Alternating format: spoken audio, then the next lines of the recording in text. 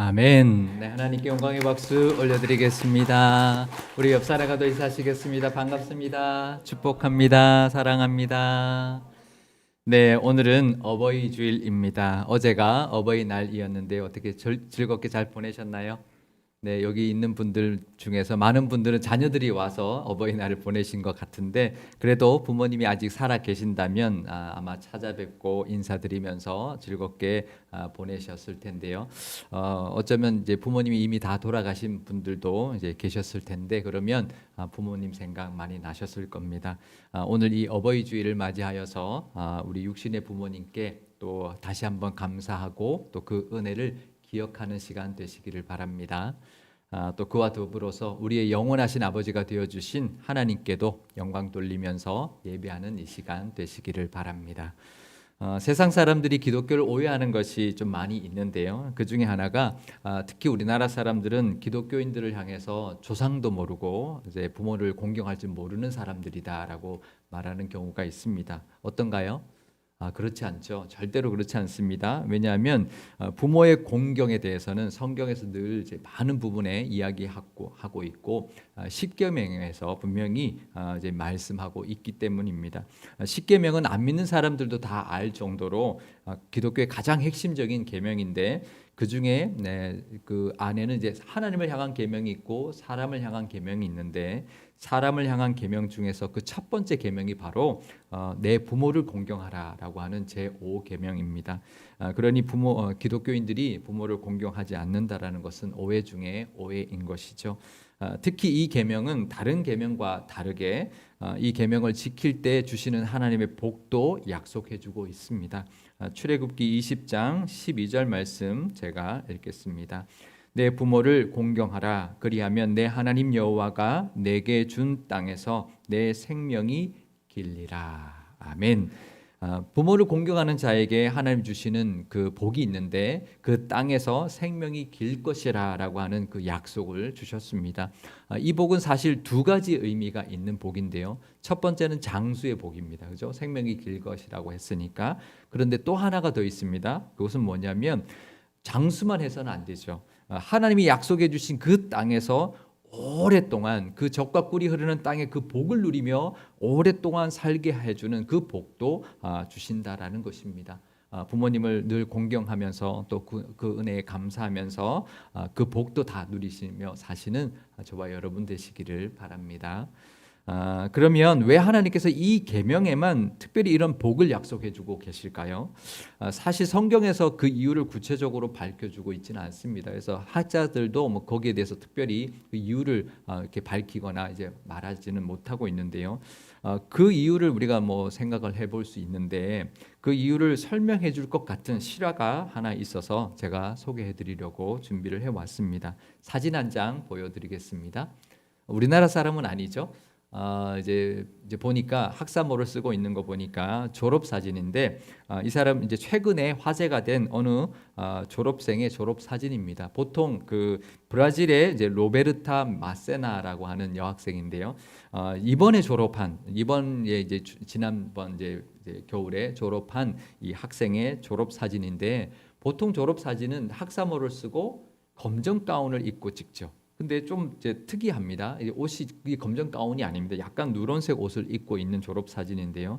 이 학생이 졸업식장에서 사진을 찍는데 갑자기 검정색 졸업 가운을 벗어버렸습니다.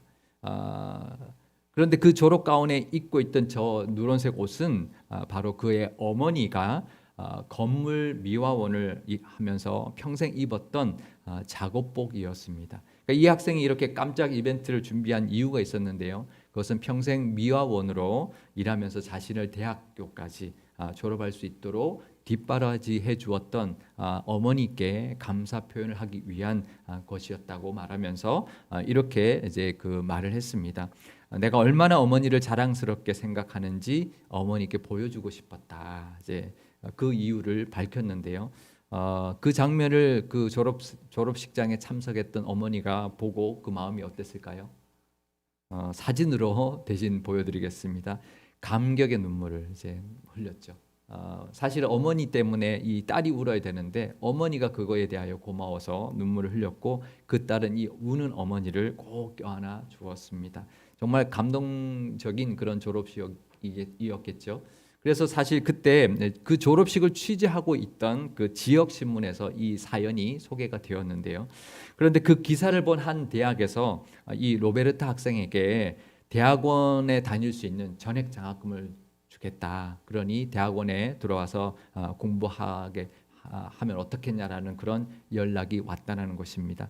사실 이 로베르타는 이제 어려운 환경에서 이렇게 자라서 공부를 했기 때문에 자신처럼 어려운 환경에서 자란 아이들을 가르치는 그 아이들을 가르치는 게 꿈이어서 대학원에 진학하고 그래서 교육 전문가가 되고 싶었지만 요즘 코로나19 때문에 이제 그 가정 경제, 가정이 더 어려워졌기 때문에 대학 졸업하는 것만 해도 감사한데 대학원 진학은 엄두도 못 내고 있었던 그런 상황이었던 것이죠. 그런데 이제 이 같은 제안을 받고 이 같은 장학금을 받고 나니 아주 큰 선물 같은 일이 이 가정에 벌어졌던 것입니다. 제가 이 기사를 이제 보면서 하나님이 부모에게 효도하는 자에게 이 땅에서 생명이 길게 주겠다라고 하신 그 약속이 바로 이런 마음으로 하신 것이 아니었겠는가라는 생각을 하게 되었습니다. 부모에 대한 고마움을 전했던 그 학생에게 그것을 보고 이 대학이 감동해서 전액 장학금을 주겠다고 했던 그 대학처럼 하느님도 분명 그런 마음으로 우리에게 이 약속의 땅에서 우리의 생명을 길게 하는 그 복을 주시겠다고 하시는 것이 아닐까라는 생각인 것이죠. 부모를 공경하는 모습은 사람도 이렇게 감동시키는 일이기 때문에 하나님 더더욱 그 모습에 복 주시겠다라고 이미 약속하고 있는 것이죠. 부모님을 공경하고 또 감사하고 그 은혜를 기억하면서 이 하나님이 주신 복도 누리며 사실 수 있기를 축복드립니다. 우리가 부모님께 감사하고 공경해야 하는 것은 또 하나가 더 있는데요. 우리 부모 세대가 특히나 지금 우리의 부모 세대가 특히나 고생을 참 많이 한 세대이기 때문에 더 그렇습니다. 우리나라의 어려운 시기를 다 겪고 오셨죠. 우리 부모님들의 세대가 하지만 그 부모님들의 마음이 이것일 겁니다. 아마 지금 이 자리에 있는 부모님들의 마음도 같을 텐데요. 부모님들은 이렇게 말을 하죠. 우리가 험한 길을 다 걸어갈 테니 너희들은 꽃길만 걸어라. 이제 그게 부모님 마음일 것입니다. 이스라엘 백성들이 그 출애굽할 때도 그랬습니다. 사실. 근데 제가 오늘 본문을 우리가 본문에 보면 나오는 그 상황, 이스라엘 백성들이 출애굽할 때 정말 밤에 쫓겨나듯이 정말 짐을 싸들고 그렇게 나와서 그 홍해를 건너고 그 모든 그 뒤에 애굽 군대가 쫓아오고 이런 모습을 볼 때 마치 우리나라 6.25 때 피난 갔던 우리 부모님들의 모습이 사실 이제 연상될 정도로 그런 모습과 참 닮아 있다는 생각을 참 많이 했습니다. 서울에서 피난 가던 모습, 일사후퇴했던 모습, 흥남부두에서 철수했던 그런 모습이 정말 이 이스라엘 백성들이 출애굽해서 막 그렇게 짐을 싸들고 막 그 애국 군대를 그 뒤쫓아오는 애국 군대를 피해서 홍해를 건너가던 그 모습이 바로 이런 피난 시절에 우리 부모들의 모습이 아니었나 이런 생각을 하게 되는데요. 이 부모 세대, 이 애굽에서 나왔던 이 부모 세대가 애굽의 노예 생활을 했고요. 또 우여곡절 끝에 드디어 애굽에서 나왔고 또 하나님의 약속하신 그 가나안 땅을 향해서 그 먼 길을 출발해 갔는데 사실 그 길은 쉬운 길이 아니었습니다. 출애굽기 13장 17절에서 18절 앞부분 제가 읽어드리겠습니다. 바로가 백성을 보낸 후에 블레셋 사람의 땅의 길은 가까울지라도 하나님이 그들을 그 길로 인도하지 아니하셨으니 이는 하나님이 말씀하시기를 이 백성이 전쟁을 하게 되면 마음을 돌이켜 애굽으로 돌아갈까 하셨음이라. 그러므로 하나님이 홍해의 광야길로 돌려 백성을 인도하시매. 아멘. 그러니까 사실 그 애굽 지도를 한번 보여주시면은요, 애굽에서부터 가나안으로 가는 길이 이제 여러 개가 있는데 가장 가까운 길이 그 지중해 해안을 따라가는 길입니다. 이 길로 가면 사실 한 며칠이면 가는데 그 길로 인도하지 않으셨다라는 거예요. 이 길이 또 중간길이 또 하나가 있는데요. 중간길은 그 이제 보면 그 산길을 따라가는 길입니다. 이 산길은 이제 이런 많은 이스라엘 백성들이 가기에는 너무 좁고 이제 험하기 때문에 가기 어렵고요. 근데 가까운 해안길로 인도하지 않고 먼 길을 돌아서 이 광야로 돌렸다라는 것이죠. 왜냐하면 이 해안길에는 블레셋 사람들이 떡하니 버티고 있는 그런 땅이었기 때문에 절대로 이스라엘 백성들을 그냥 지나가도록 그렇게 가만두지 않을 것이기 때문이었습니다. 특히 이 블레셋은 그 당시에 이미 철기병기를 가지고 있었던 철기 문명을 가진 민족이었습니다. 나중에 이스라엘 백성들이 가나안 땅에 들어가서 사사 시대가 지나고 왕정 시대가 되었을 때 사울 왕과 그의 아들 요나단만 사실 철병기를 가지고 있었고요. 다른 병사들은 철병기를 가지지 못했다라고 성경에 기록하고 있는데, 그거보다 훨씬 이전에 이 출애굽할 때 이미 이 블레셋 사람들은 철병기를 가지고 있었습니다.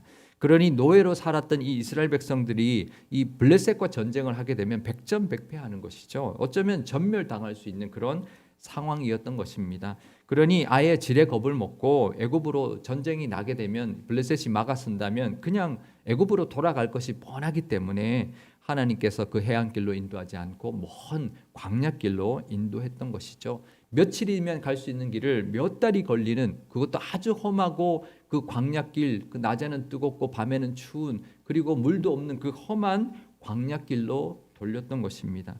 그 길로 하나님이 인도해 주셨고, 이스라엘 백성들의 그 부모 세대는 그 길을 걸어서 그 광야의 2세대들, 자녀 세대들이 가나안 땅에 들어갈 수 있게 해 주었습니다. 그러니 우리 부모 세대의 그 모습과 참 비슷하죠. 우리나라의 그 험한 그 시기들 부모 세대들이 다 겪어 주셨고, 지금과 같은 이런 번영된 나라, 부유한 나라를 우리에게 물려 주었습니다. 정말 우리나라가 지금 세계에서 손꼽을 만한 그런 부유한 나라, 이제 살기 좋은 나라를 우리 부모 세대 덕분에 우리가 이렇게 살고 있는 것이죠. 그러니 우리가 그 은혜와 또 그 희생에 우리도 감사해야 할 것입니다. 그리고 또 하나 기억하고 감사해야 할 것이 있는데요. 그것은 바로 광야길에서 하나님께서 그 이스라엘 백성들에게 구름 기둥과 불 기둥으로 함께 해 주셨던 것처럼 우리 부모 세대에게도 하나님이 함께 해 주셨다라는 것입니다. 출애굽기 13장 21절에서 22절 말씀 제가 읽어 드리겠습니다. 여호와께서 그들 앞에서 가시며 낮에는 구름 기둥으로 그들의 길을 인도하시고 밤에는 불 기둥을 그들에게 비추사 낮이나 밤이나 진행하게 하시니 낮에는 구름 기둥 밤에는 불 기둥이 백성 앞에서 떠나지 아니하니라. 아멘. 그러니까 구름 기둥과 불 기둥은 광야 40년 내내 이스라엘 백성들과 함께 하였습니다. 우리 부모 세대에게도 하나님이 늘 함께 해주셔서 그 부모의 믿음이 우리에게 전수되었고, 우리 이 나라가 그 부모들의 우리 부모의 믿음들 때문에 우리나라가 이렇게 부강하게 되었을 뿐만 아니라 우리도 이렇게 이 자리에 앉아서 예배당에서 하나님을 예배하고 찬송하고 하나님 앞에 영광 돌리는 우리의 모습, 또 이 시대가 되었던 것이죠. 그러니 그 부모의 희생 또 그 은혜에 감사할 뿐만 아니라 우리 부모님들과 함께 해주셨던 하나님께 또 감사하고, 또 우리와도 함께하는 그 하나님께 감사하는 이 시간, 또 어버이 주일이 되시기를 바랍니다. 그런데 오늘 읽었던 본문에 보면 애굽 군대가 이스라엘 백성들을 뒤쫓아올 때요, 구름 기둥이 이스라엘 백성과 애굽 그 군대 사이로 옮겨가서 그 애굽 군대의 길을 막는 장면이 나오는데, 제가 그 장면 읽어 드리겠습니다. 출애굽기 14장 19절 말씀입니다. 이스라엘 진 앞에 가던 하나님의 사자가 그들의 뒤로 옮겨가매 구름 기둥도 앞에서 그 뒤로 옮겨.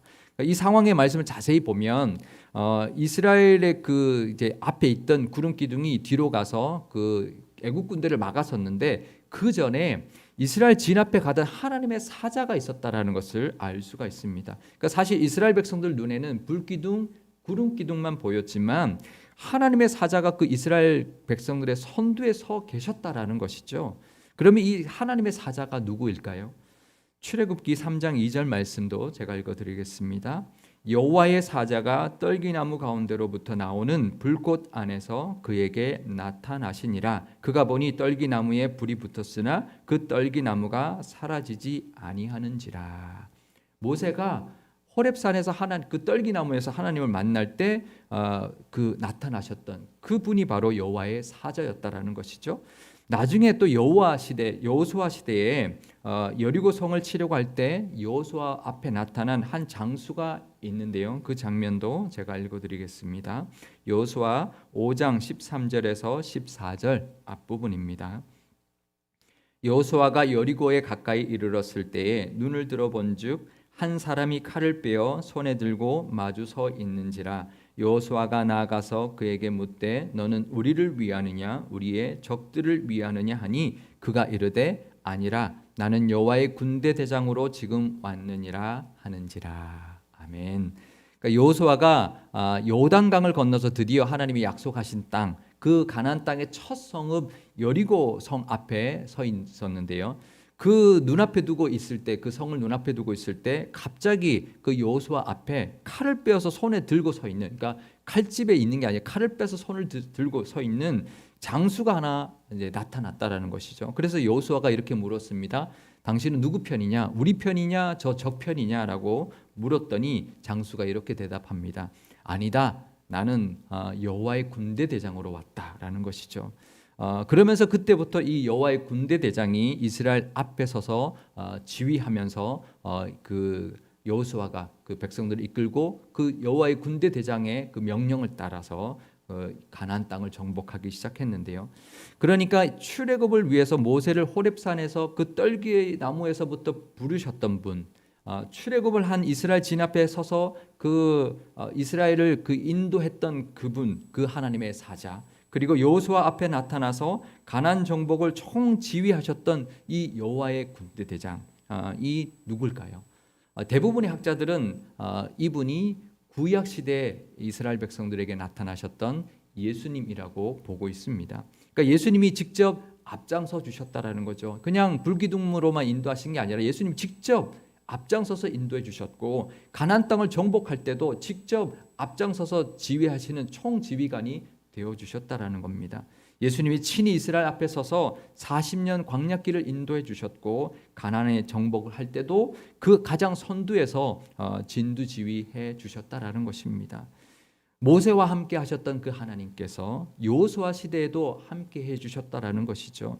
그것처럼 우리 부모 세대에 함께 해 주신 하나님께서 우리 세대와 우리와도 함께 해 주신다라는 것을 우리가 믿고 감사할 수 있어야 합니다. 우리 부모님들에게 하나님께서 함께 해주셨던 것처럼 우리들에게도 하나님이 함께 해주실 것이고, 우리의 앞길도, 우리 후손들의 앞길도 인도해 주실 것을 믿고 감사하는 이 시간 되시기를 바랍니다. 마지막으로 감사할 것은요, 우리 부모 세대가 그렇게도 어려운 시대를 보내면서 그 홍해 기적 같은 그런 하나님의 기적들을 경험했습니다. 정말 많은 기적들을 그 광야 시대 부모 세대, 이스라엘 부모 세대가 겪었는데요. 우리 부모 세대들도 참 많은 일들을 겪었죠. 한강의 기적으로 이렇게 나라가 부강하게 되었고, 우리가 지금 우리의 믿음 생활도 정말 그 평양의 대부흥의 그 기적을 통해서 세계 역사, 선교 역사에 유례가 없는 그런 기적적인 복음의 열매가 이 한국 땅에 뿌려졌습니다. 그래서 지금은 정말 세계로 선교사를 보내는데 미국 다음으로 보내는 선교 국가가 되었습니다. 인구 대비로 보면 가장 많은 선교사를 파송하는 나라가 된 것이죠. 이것도 기적 중에 기적입니다. 우리가 홍해 바다를 이제 가르신 것만 기적으로 보면 안 될 것입니다. 하나님이 함께 해주셔서 이루어 주셨던 모든 승리와 그 특별한 경험들이 다 기적인 것이죠. 이스라엘 백성 앞에서 홍해를 가르시고 좌우에 그 물벽을 만들어 주셔서 바다를 걸어서 건너게 해주시고, 뒤쫓아오던 그 애굽의 최정의 그 병거 부대를 순식간에 바닷물로 쓸어버리신 그 하나님의 승리도 경험하게 해주셨는데요. 그 이스라엘 백성들은 그 홍해의 기적을 자녀들에게 전하고 가르쳤는데, 그래서 그 이스라엘의 다음 세대들은 그 홍해의 기적을 이어받았습니다. 그래서 요단강을 건널 때 요단강이 갈라지는 경험을 자신들도 했고요. 여리고 성을 손 하나 까딱하지 않고 무너뜨려 주시는 하나님의 승리도 이루었습니다. 이처럼 우리도 부모 세대의 그 믿음으로 이룩한 이 믿음의 기적들, 이 나라의 이 부흥, 이 나라와 교회의 그 부흥도 우리가 이어가야 할 것입니다. 우리 부모님들이 걸어오셨던 믿음의 발걸음을 우리도 잘 이어받는 것이 바로 우리가 영적인 효도를 하는 길일 것입니다. 그래서 우리도 믿음으로 승리해야 하고요. 하나님이 지금도 역사하시고 계시고 기적을 베풀어 주신다라는 것을 보여주는 믿음의 자녀가 되어야 할 것입니다. 그 믿음으로 우리도 그 기적을 경험하고 우리의 자녀들에게도 그 기적을 전할 뿐만 아니라 또 그 우리 자녀들에게도 하나님의 은혜가 함께하는 그런 믿음의 가정들 다 되시기를 바랍니다. 그래서 홍해 기적 같은 그런 은혜가 넘쳐나는 우리 상일교회, 또 우리 상일교회 모든 가정들이 다 되실 수 있기를 주님의 이름으로 축원드립니다. 기도하시겠습니다.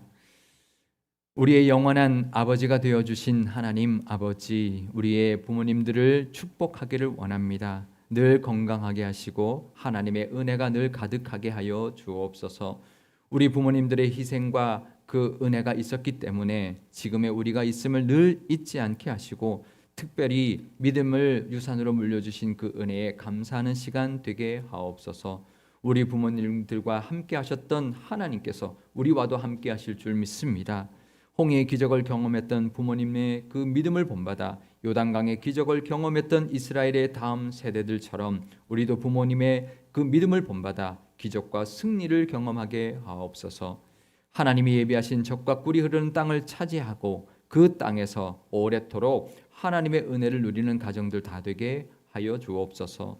우리 상일교회도 67년 동안 일궈온 믿음의 부모 세대가 있었습니다. 그분들 때문에 지금의 상일교회가 된 줄 아오니 그 믿음 잘 이어받게 하시고 하나님이 예비하신 젖과 꿀이 흐르는 땅을 차지하게 하시며 세상에 하나님이 지금도 베푸시는 기적을 보여주는 그런 교회 되게 하옵소서. 그래서 하나님의 살아계심과 능력을 널리 전하는 복음의 사명 잘 감당하게 하옵소서. 우리 구주 예수님의 이름으로 기도드리옵나이다. 아멘.